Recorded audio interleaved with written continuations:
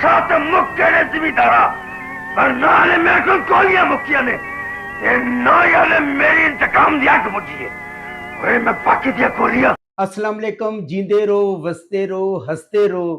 मैं तारक सानी ते तुसी वेख रहे हो मेरा यूट्यूब चैनल रैबर इंटरटेनमेंट प्लस।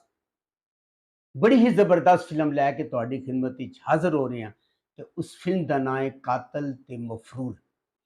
कातल ते मफरूर का जिहड़ा टाइटल रोल है अदाकार सुल्तान रही ने अदा किया है।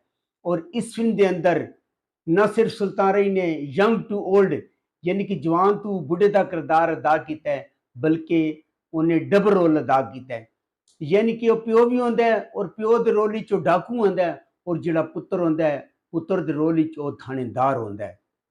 26 अप्रैल 1974 बरोज़ जुमा रिलीज़ होने वाली एक black and white Punjabi film कातल ते मफरूर। इस फिल्म के अदाकार सुल्तान राई, नगमा, इकबाल हसन, अलाउद्दीन, चंगेज़ी, ख़याम, नन्ना, मजीद ज़रीफ, रज़िया ते सलमा मुमताज़। इस फिल्म के हिदायतकार ए रियाज। इस फिल्म के फिल्मसाज ख्वाजा सलाउद्दीन, नसार अहमद कुरैशी।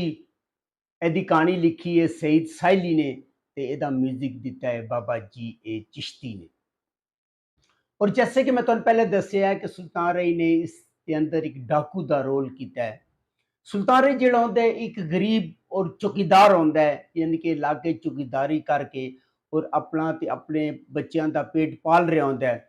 उसके दो बच्चे होंदे ने, एक बेटी होंदी है ते एक बेटा होंदा है और उसकी बीवी ज़ेबो जिस दे नाल वो बड़ी मोहब्बत करता है। मेरे दिल की गल अपनी जुबान ते ले आंदी यार, रब करे किसे धी दा प्यो। जिहड़ा जगी मलक होंदा है वो उस पिंड दा चौधरी होंदा है और वो उसदी बीवी ज़ेबो की इज्जत लुटण की कोशिश करता है। जिहड़ा पीरू होंदा है वो आ जाता है और आके अपनी बीवी की इज्जत बचाता है और जागीरदार नूं कतल कर दिंदा है।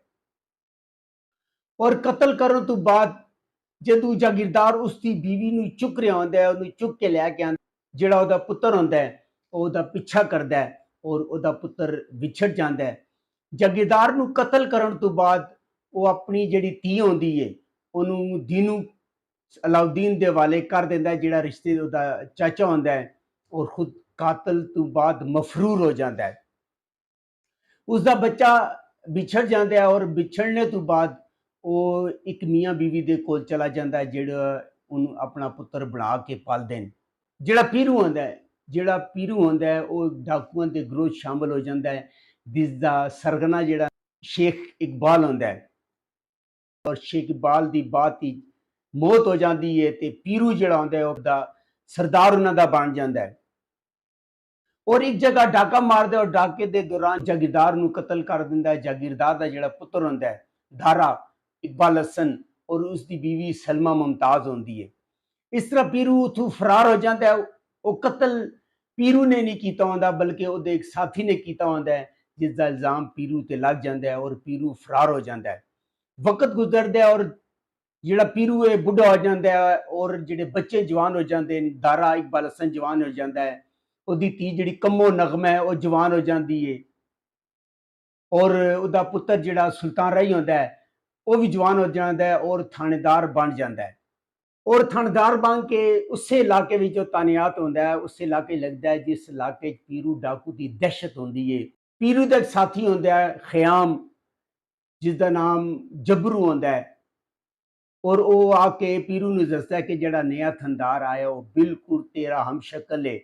और पीरू नूं याद आ जाता है कि हो सकता है उसदा पुत्र होवे। वो आंदा है और आके उन्होंने वेखदा है, वो एक दूए नूं पछाण लैंदे, लेकिन वो कहता है कि तू मेरा प्यो वे, लेकिन मैं तेनों गिरफ्तार जरूर करांगा। पर पीरू उथों फरार हो जाता है। तो मैं जुल्म नूं खत्म करने वास्ते बने हुआ चाचा, जिस धी दी खुशियां दी खातर मैनूं अपना सिर भी देना पिया। दारा और कम्मो नगमा, दारा इकबाल हसन और कम्मो नगमा एक दूसरे नाल प्यार कर देन। और इस फिल्म के अंदर कॉमेडी का तड़का लगाने वास्ते नन्ने नूं, मजीद ज़रीफ नूं ते रज़िया नूं रखा गया। उन्होंने इस फिल्म के अंदर बड़ा ही ज़बरदस्त कॉमेडी काम किया है और बड़ा ही मज़ा दिता है उन्होंने। पीरू अपनी धी नूं मिलण आंदा है पर इहनूं पता चलता है कि उहदी धी जिहड़ी है ਉਹ ਦਾਰੇ ਨਾਲ ਪਿਆਰ ਕਰਦੀ ਹੈ, ਉਹਨੂੰ ਗੱਲਬਾਤ ਕਰਦਿਆਂ ਵੇਖ ਲੈਂਦਾ ਹੈ ਔਰ ਆ ਕੇ ਆਪਣੇ ਜਿਹੜਾ ਚਾਚਾ ਹੁੰਦਾ धी ਨੂੰ ਉਸਨੂੰ ਆ ਕੇ ਦੱਸਦਾ ਹੈ ਔਰ ਉਹਨੂੰ ਕਹਿੰਦਾ ਹੈ ਕਿ ਉਹ ਹਵੇਲੀ ਜਾਏ ਔਰ ਹਵੇਲੀ ਜਾ ਕੇ ਜਾਗੀਰਦਾਰਨੀ ਨਾਲ ਰਿਸ਼ਤੇ ਦੀ ਗੱਲ ਕਰੇ। ਅਗਰ ਉਹ ਮੰਨ ਜਾਂਦੀ ਹੈ ਤੇ ਜਿੰਨੀ ਜਲਦੀ ਹੋ ਸਕੇ ਇਹਨੂੰ ਰੁਖਸਤ ਕਰ ਦੇਵੇ। ਜਿਹਨੂੰ ਬਾਬਾ ਜਾਂਦਾ ਹੈ ਔਰ ਜਾ ਕੇ ਜਾਗੀਰਦਾਰਨੀ ਦੇ ਨਾਲ ਗੱਲ ਕਰਦਾ ਹੈ। ਜਾਗੀਰਦਾਰਨੀ ਕਹਿੰਦੀ ਹੈ ਕਿ ਅਗਰ ਉਹ ਆਪਣੀ ਧੀ ਦੀ ਸ਼ਾਦੀ ਉਹਦੇ ਪੁੱਤਰ ਨਾਲ ਕਰਨਾ ਚਾਹੁੰਦਾ ਹੈ ਤੇ ਉਹਨੂੰ ਪੀਰੂ ਦਾ ਸਿਰ ਕੱਟ ਕੇ ਲਿਆਣਾ ਪਏਗਾ। ਖੈਰ ਦੀਨੂ ਸੋਚ ਵਿੱਚ ਪੈ ਜਾਂਦਾ ਹੈ ਔਰ ਉੱਥੋਂ ਚਲਾ ਜਾਂਦਾ ਔਰ ਜਾ ਕੇ ਪੀਰੂ ਨੂੰ ਸਾਰੀ ਗੱਲ ਦੱਸਦਾ ਹੈ ਔਰ ਕੰਮੋਂ ਨੂੰ ਹੀ ਇਹ ਦੱਸ ਦਿੰਦਾ ਹੈ ਕਿ ਜਿਹੜਾ ਉਹਦਾ ਪਿਓ ਵੇ ਉਹ ਇੱਕ ਡਾਕੂ ਏ। ਉਹਦੀ ਖੁਸ਼ੀਆਂ ਵਾਸਤੇ ਉਸਨੇ ਆਪਣੇ ਆਪ ਤੋਂ ਉਸ ਤੋਂ ਦੂਰ ਰੱਖਿਆ ਸੀ। ਖੈਰ ਕੰਮੋਂ ਤੇ ਪੀਰੂ ਮਿਲ ਜਾਂਦੇ ਨੇ ਔਰ ਜਿਹੜਾ ਪੀਰੂ ਹੁੰਦਾ ਹੈ ਉਹ ਹਵੇਲੀ ਜਾਂਦਾ ਹੈ, ਜਾਗੀਰਦਾਰਨੀ ਦੇ ਨਾਲ ਗੱਲ ਕਰਦਾ ਹੈ और इस सीन के अंदर सुल्तान रे ने बड़ा ही शानदार काम किया और बड़ा ही जानदार एक्टिंग का मुजाहरा किया और पता चला है कि सुल्तान रे एक वर्सटाइल फनकार है।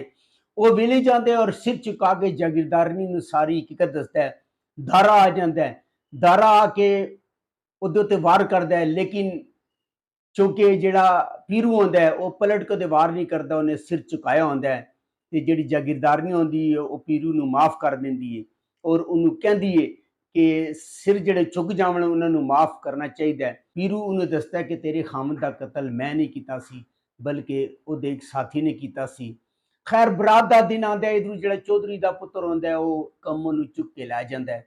ਪੀਰੂ ਜਦੋਂ ਪਤਾ ਚੱਲਦਾ ਹੈ ਉਹਦਾ ਪਿੱਛਾ ਕਰਦਾ ਹੈ, ਉਹਨੂੰ ਮਾਰ ਕੇ ਧੀ ਨੂੰ ਵਾਪਸ ਲੈ ਕੇ ਆਉਂਦਾ। ਉਹਦਾ ਥਾਣੇਦਾਰ ਪੁੱਤਰ ਵੀ ਆ ਜਾਂਦਾ ਹੈ ਤੇ ਉਹਨੂੰ ਇਹ ਪਤਾ ਚੱਲਦਾ ਹੈ ਕਿ ਥਾਣੇਦਾਰ ਜਿਹੜਾ ਹੈ ਉਹਦਾ ਭਰਾ ਵੇ, ਉਹ ਆਪਸ ਵਿੱਚ ਮਿਲਦੇ ਨੇ। ਪਰ ਜਿਹੜਾ ਪੀਰੂ ਆਉਂਦਾ ਹੈ ਉਹ ਮਰ ਜਾਂਦਾ है। सुल्तान रे ने इस फिल्म के अंदर बड़ा अच्छा काम किया है।